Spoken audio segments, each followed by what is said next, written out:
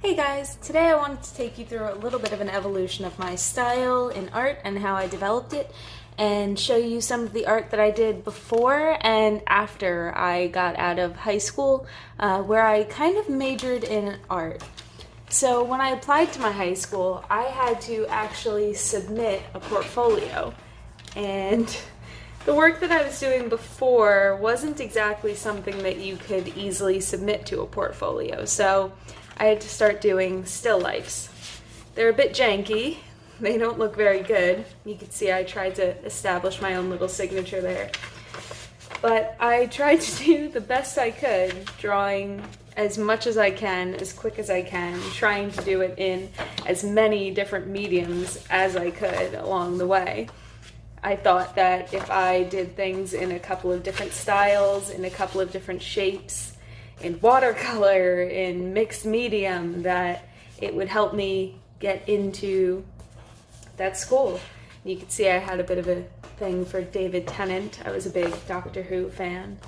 I even taped a bunch of red to this piece of paper because I thought the composition was unbalanced and I didn't really know how to fix it. I actually did get into high school, which was amazing, and the first assignment we got was a still life of fruit. But I had actually broken my drawing hand right down the middle, this bone, playing volleyball. After that, they actually had us doing some more formal art, but I kept doing some silly art on the side, doing some colored pencils and some more of the more abstract art that you see here. I could bring you over here. This is from when my hand was still broken. We had to do a still life of shoes, and of course I chose my Converse. This one we had to do as many different textures as we could: metal, reflections, cloth, hands, and wood grain, which was interesting. And flowers, which eventually they did actually use for an oil painting project that I actually tried to burn because I hated it so much. After that, I decided to do studio art with the main teacher, and she had me work in ballpoint pen, doing mostly still lifes. After that, I graduated to regular studio art, and I started doing more colored pencil work in my sophomore year.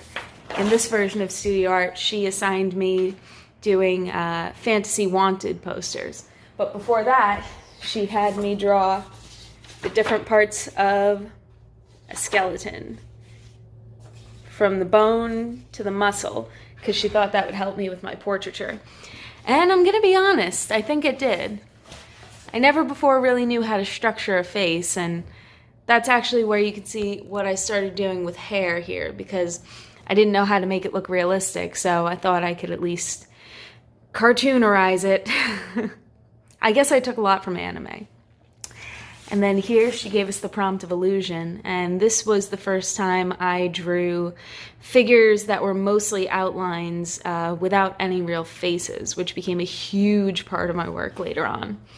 Mixing the realism and the fake, I didn't do very much more. I did really like it looking like the subject of my art was being drawn, and this was actually based off of another project I did. Here. This is actually what inspired my concentration, which was a series of 12 pieces that we had to do that all related to one another. So this I called the Inkwell series, and I really enjoyed doing it. It was the story of a young boy who found a magical inkwell that could create life.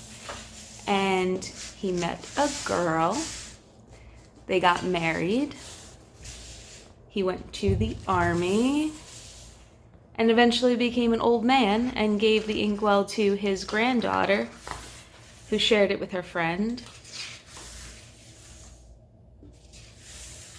until it spilled. And together they went and they tried finding the origin of the inkwell, and the granddaughter ended up continuing the cycle. I tried continuing some more pieces, the friend giving her tattoos with the ink, but it never really went anywhere. Some other art prompts we got were time. Again, you can see a Doctor Who influence. And this is when I really started focusing on clothes more than the actual features, something I still absolutely do.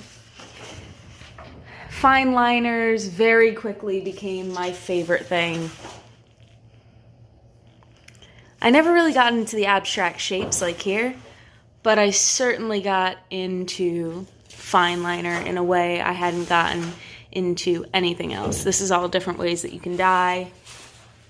This is more ballpoint pen work, which used to be my favorite, but not as much of a favorite as the fine liner.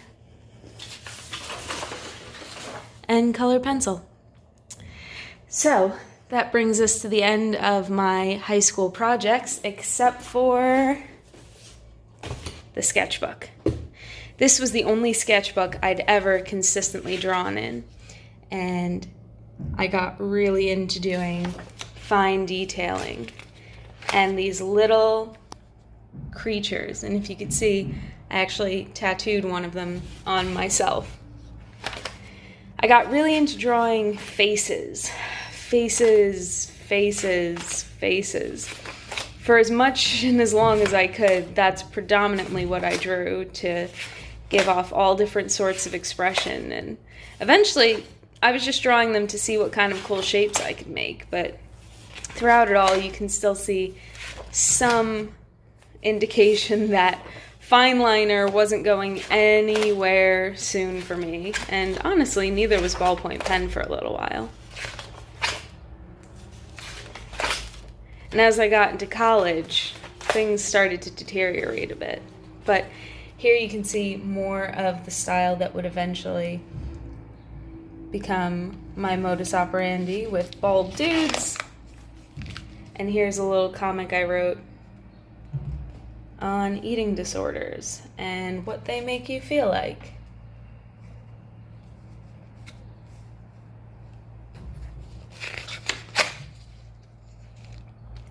It was right here that I figured out exactly how little detail you can use and still create something that really gets your point across.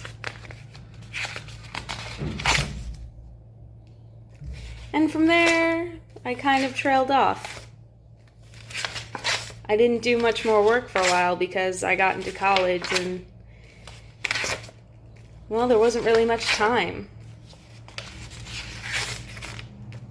I kind of almost felt like I lost my touch, like I couldn't really figure out how to draw anymore. And for a long time in college, I kind of just gave up. This is really the last thing I can remember drawing for most of college, before I graduated and started to get my style back. In college, most of the time I got for drawing, I had to steal out of my classes.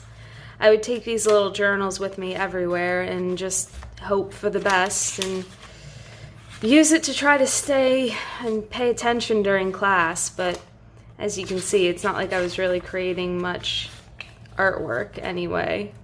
It was a lot of cartoons, a lot of halfway comics, again, some faces when I didn't really know what else to do. And I got really into patterns. That's something I used to do when I was a kid, was try to fill a page with patterns. And I kind of came back to that. But my art style kind of really fell apart, and I attribute that in large part to the depression that I had when I was in college. I got really fond of drawing these guys, but that's the only real consistent line that I got to have then. Because of how intense my classes were, I really only got to do some cartooning when I was in college. And because of that, fine liners and detail work really became all I was obsessed with. Still going back to those faces, but this time trying to crowd less of the page with detail and instead try to find some meaning in what I was actually drawing.